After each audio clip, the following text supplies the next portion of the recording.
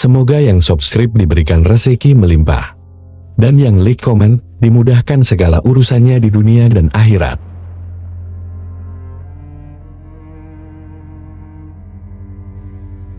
Di sebuah desa terpencil di Jawa Tengah, terdapat kisah kelam yang hanya dibicarakan dengan bisik-bisik di kalangan penduduk setempat.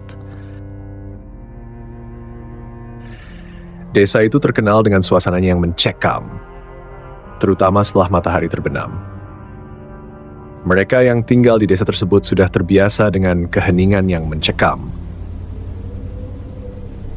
Angin malam yang dingin, dan bayangan-bayangan gelap yang seolah mengintai dari balik pepohonan. Di antara semua kisah yang beredar, yang paling menakutkan adalah tentang pesugihan di sebuah gua keramat yang tersembunyi jauh di dalam hutan. Konon, siapapun yang nekat masuk ke dalam gua itu dan melakukan ritual tertentu akan memperoleh kekayaan yang luar biasa. Namun, kekayaan itu bukan tanpa harga. Sebagai imbalan, mereka harus memberikan tumbal, entah itu jiwa seseorang atau bahkan anggota keluarga sendiri. Pak Surya adalah seorang pria parubaya yang hidupnya selalu dirundung kesulitan. Toko kecilnya di ujung desa hampir bangkrut, dan keluarganya berada di ambang kelaparan. Setiap hari dia hanya bisa termenung memikirkan nasib buruk yang menimpa keluarganya. Suatu malam, saat ia sedang duduk di teras rumahnya, seorang pria tua dengan pakaian serba hitam datang menghampirinya. Pria itu berbicara dengan suara yang dalam dan serak. "Pak Surya, saya tahu apa yang sedang kau alami," kata pria tua itu dengan senyum misterius di wajahnya.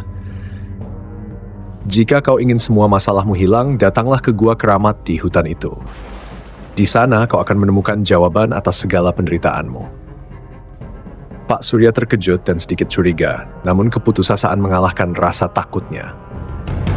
Setelah berpikir panjang, akhirnya dia memutuskan untuk mengikuti saran pria tua itu. Malam berikutnya, ia pergi ke hutan dengan membawa sesajen dan mengikuti petunjuk yang diberikan pria tua tersebut. Di depan mulut gua, suasana semakin mencekam. Angin berhembus kencang dan suara-suara aneh terdengar dari dalam gua. Namun, tekad Pak Surya sudah bulat. Dengan hati-hati, ia masuk ke dalam gua yang gelap dan lembab itu. Setelah berjalan beberapa meter, ia melihat sebuah altar batu dengan ukiran-ukiran kuno yang tidak dikenalnya. Di altar itu, terdapat sebuah mangkuk besar yang dipenuhi darah segar. Tiba-tiba, dari kegelapan muncul sesosok makhluk besar dengan wajah yang menyeramkan dan mata yang bersinar merah. Makhluk itu berbicara dalam bahasa yang aneh, namun Pak Surya entah bagaimana bisa mengerti. "Apa yang kau inginkan, manusia?"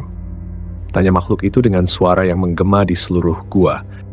"Saya ingin kekayaan.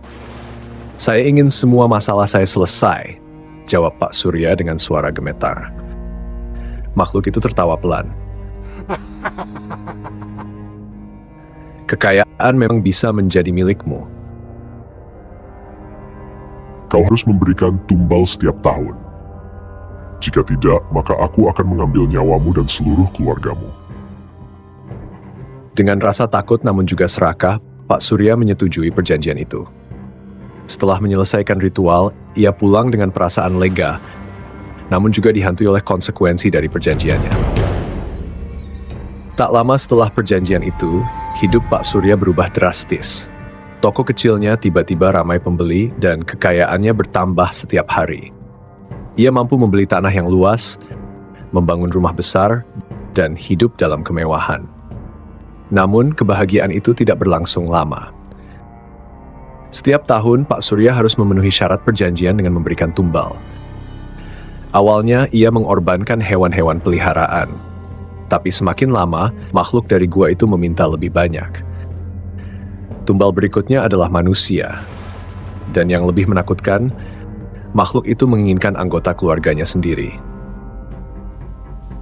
Pak Surya mulai kehilangan akal sehatnya. Setiap tahun, rasa takut dan kutukan semakin besar. Tetapi ia juga tidak bisa lari dari kekayaan yang telah mengikatnya. Suatu malam, ketika ia sedang tidur, ia mendengar bisikan-bisikan di telinganya. Bayangan-bayangan gelap mulai menghantui rumahnya, dan ia sering melihat sosok-sosok menyeramkan di sekitarnya. Kehidupannya berubah menjadi mimpi buruk. Istri dan anak-anaknya mulai sakit-sakitan dan meninggal satu persatu. Pak Surya hanya bisa menangis dan meratapi nasibnya. Namun ia tidak bisa melarikan diri dari perjanjian yang telah ia buat. Tahun demi tahun berlalu, dan akhirnya tiba waktunya untuk memberikan tumbal terakhir. Kali ini makhluk itu meminta nyawa Pak Surya sendiri. Ia mencoba melarikan diri, namun kemanapun ia pergi, bayangan gelap selalu mengikutinya. Di malam terakhir hidupnya, Pak Surya kembali ke gua itu berharap bisa membatalkan perjanjian. Namun makhluk itu sudah menunggunya. Dengan tawa yang menakutkan, makhluk itu merenggut nyawa Pak Surya. Jeritannya menggema di seluruh hutan, namun tidak ada yang mendengarnya. Keesokan harinya, tubuh Pak Surya ditemukan tak bernyawa di dalam gua, dengan wajah penuh ketakutan. Setelah kematian Pak Surya, desa itu kembali tenang. Namun, kisah tentang pesugihan di gua keramat itu tetap hidup dalam bisik-bisik para penduduk. Mereka yang mendengar kisah ini tahu bahwa kekayaan yang diperoleh melalui pesugihan bukanlah berkah, melainkan kutukan yang akan membawa kehancuran bagi siapapun yang berani mencobanya. Cerita ini mengingatkan kita bahwa segala sesuatu yang diperoleh dengan cara yang tidak benar, terutama melalui jalan yang kelam, akan membawa bencana yang lebih besar di kemudian hari.